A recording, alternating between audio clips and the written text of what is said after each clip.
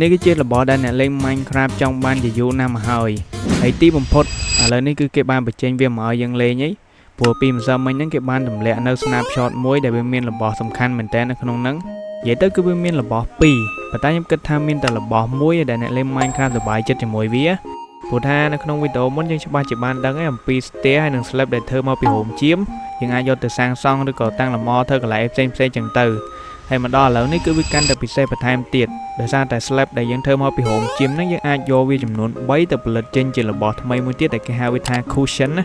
ដែល cushion នេះផងដែរវាជាប្រភេទពុកថ្មីមួយដែលមានរាងសំប៉ែតហើយចំណុចដែលសំខាន់ហ្នឹងគឺមិនមែនរូបរាងរបស់វាទេប៉ុន្តែគឺជាដំណើរការរបស់វាព្រោះពុកនេះផងដែរគឺយើងអាចយកវាទៅដាក់នៅដីហើយយើងអាចចុចអង្គុយបាននិយាយទៅគឺដូចទៅនឹងកៅអីចឹងពីមុនបើសិនជាយើងចង់បានកៅអីយកមកតាំងលម្អគឺយើងអាចប្រើជាមួយនឹង stair ដាក់តាំងលម្អប៉ុន្តែបើយើងចង់អង្គុយគឺអង្គុយអត់កើតទេ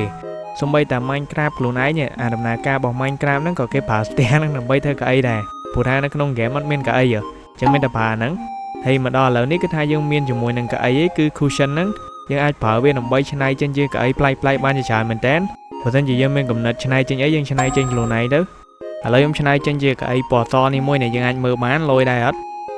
តែមើលយូរទៅដូចប្រគុណអាចមិនហិចទេគាត់ថានេះវាមិនមែនតែតាំងលម្អណាគឺយើងអាចអង្គុយទៅលើនឹងបានណាបើសិនជា Minecraft update ដែលយើងជួអាចបានគឺយើងអាចប្រើប្រគុណនេះបានមកអញ្ចឹងបន្ទាប់ពី cushion យើងនៅមានរបស់មួយទៀតដែលខ្ញុំគិតថាវារៀងប្លែកដែរ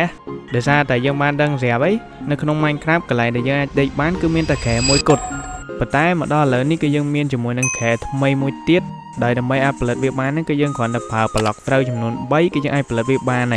ហើយចំពោះខែនេះផងដែរវាជាប្រភេទខែស្បូវដំណើរការរបស់វាគឺស្តៀងទៅជាមួយនឹងខែធម្មតាដែរយើងអាចប្រើវាដើម្បីដេកពេលយប់ដូចខែធម្មតាគ្រាន់តែថានៅពេលដែលយើងដេកហើយនៅពេលដែលព្រឹកឡើងគឺខែនឹងបែកខ្ទេចខ្ទីអស់ហ្មងវាអត់នៅទៀតទេនិយាយទៅគឺយើងប្រើវាបានតែម្ដងអត់អាចប្រើបានយូរដូចខែធម្មតាទេមួយទៀតខែធម្មតាគឺយើងអាចដាក់ដេកហើយអាច set spawn បានទៀតពេលដែលយើងចុចធម្មតាទៅគឺវានឹងលោតសារ set spawn ឲ្យយើងមកប៉ុន្តែចំពោះអាខែស្បូវនេះវិញគឺ set spawn នៅបានទេនិយាយទៅគឺយើងបានប្រើត្រឹមតែដេកតែប៉ុណ្ណោះម្យ៉ាងទៀតចំពោះខែធម្មតានៅពេលដែលយើងយកវាទៅដេកនៅក្នុង Nether វាផ្ទុះហើយចំពោះនៅក្នុង DN ក៏វាផ្ទុះដូចគ្នាប៉ុន្តែចំពោះអាខែស្បូវនេះវិញគឺវាអត់ផ្ទុះទេពេលដែលយើងចូលទៅដេកនៅក្នុង DN ឬក៏ក្នុង Nether គឺវាគ្រាន់តែបែកធម្មតាហើយបើខ្ញុំមើលទៅខែនេះវាដូចជាមិនមានប្រយោជន៍ជាងខែធម្មតាប្រហែលទេ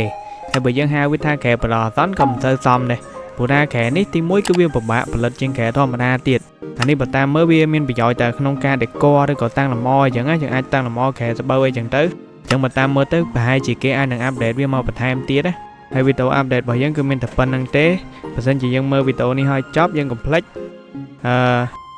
ចុចចេញពីវីដេអូនេះតគ្នាបាយបាយ